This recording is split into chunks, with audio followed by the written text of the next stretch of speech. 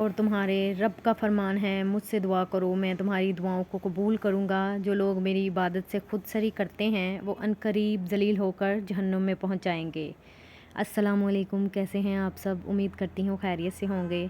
اللہ رب العزت ہم سب کو نیک اعمال کی توفیق عطا فرمائے، آمین۔ آج بات کریں گے کہ دعا کیسے مانگنی چاہیے، اس کی قبولیت کی شرائط کیا ہیں، دعا کے فضائل کیا ہیں اور دعا کے آداب کیا ہیں، اور دعا کیسے خوشنودی رب کے حصول کا ذریعہ ہے۔ جب رب تعالیٰ نے فرمایا ہے تم مجھ سے دعا کرو تو میں تمہاری دعاؤں کو قبول کروں گا، تو ذرا غور کیجئے کہ رب کائنات جو کسی کا محتاج نہیں خود کہہ رہا ہے کہ مجھ سے دعا کرو میں تمہاری دعا کو قبولیت کا تاج پہناؤں گا۔ رب کائنات جو بات کہتا ہے وہ اس کا وعدہ ہوتی ہے، اور رب کا وعدہ بلا شبہ سچا ہی ہوتا ہے۔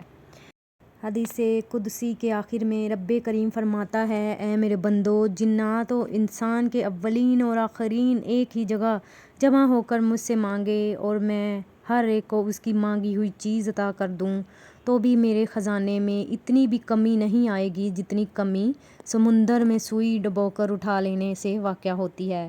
اب سوال یہ پیدا ہوتا ہے کہ دعا کی حقیقت کیا ہے؟ دعا دنیاوی اور اخروی حاجات اور ضروریات کی تکمیل کا زینہ ہے۔ دعا غموں اور مصیبتوں کو دور کرنے کا عظیم ترین ذریعہ ہے۔ دعا عبدیت اور عبودیت کی تکمیل کا اظہار ہے۔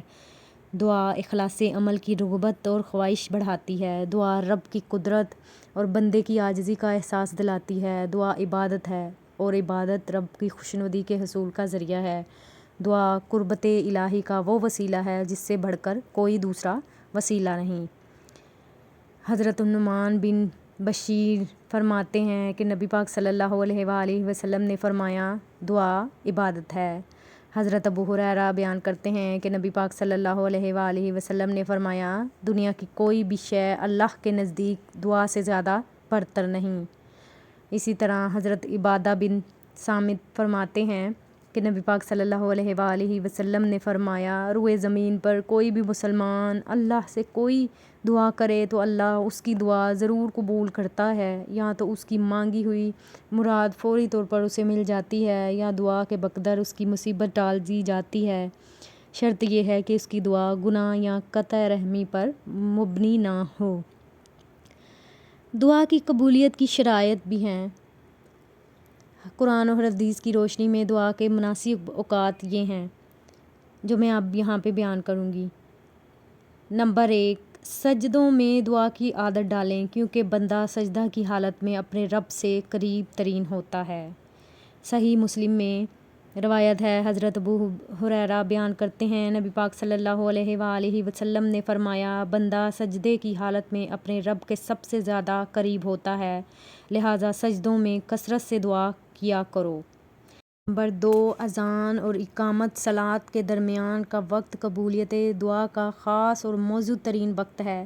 اس وقت اللہ تعالیٰ اپنے بندوں کی دعائیں جلد قبول فرماتا ہے۔ حضرت انس بن مالک روایت کرتے ہیں کہ نبی پاک صلی اللہ علیہ وآلہ وسلم نے فرمایا، اذان اور اقامت کے درمیانی وقت میں کی جانے والی دعا رد نہیں کی جاتی۔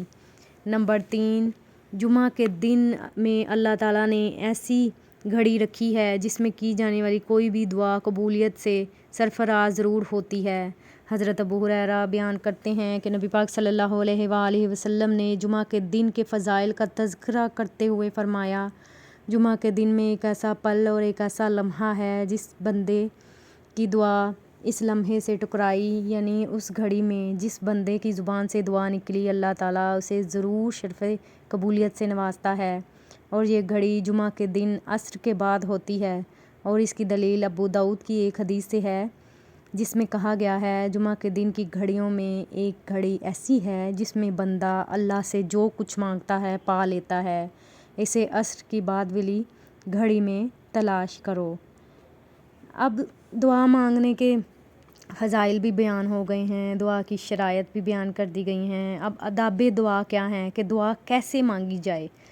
ہمیں دعا نہایت عاجزی اور پاکیزہ ہو کر مانگنی چاہیے۔ اللہ تعالیٰ نے فرمایا ہے، اللہ تعالیٰ توبہ کرنے والوں اور پاک رہنے والوں کو پسند فرماتا ہے۔ ہاتھ اٹھا کر دعا مانگیں، کیونکہ حدیث میں آیا ہے کہ تمہارا رب زندہ اور سخی ہے، اور وہ اس بات سے شرماتا ہے کہ کوئی بندہ اس سے اپنے دونوں ہاتھ اٹھا کر مانگے اور وہ اسے خالی ہاتھ لوٹا دے۔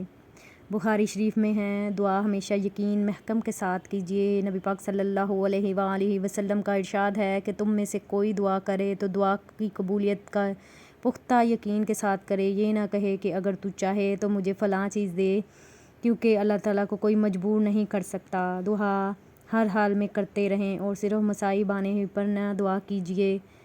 اللہ تعالیٰ کے رسول اللہ صلی اللہ علیہ وآلہ وسلم نے فرمایا، جسے اس بات سے خوشی ہو کہ اللہ اس کی دعا مصائب اور آفات کے وقت قبول کرے، اسے چاہیے کہ وہ خوشحالی کے وقت بھی خوب دعائیں کریں۔